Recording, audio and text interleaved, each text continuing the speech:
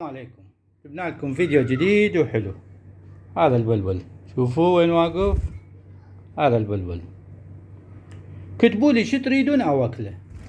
طبعا هذا مخلف عمره 2 و10 ايام. هذا التاريخ كاتب على القفص. كل شي يصير توكله، لحم دجاج دولمة، شي تريد بقلبك اوكله. بس كتبوا لي، قولوا لي يعني وكله فلان شغله، انا راح اوكله. وهاي برجله حلقات، مكتوب بغداد 107 106، كل رجل رقم.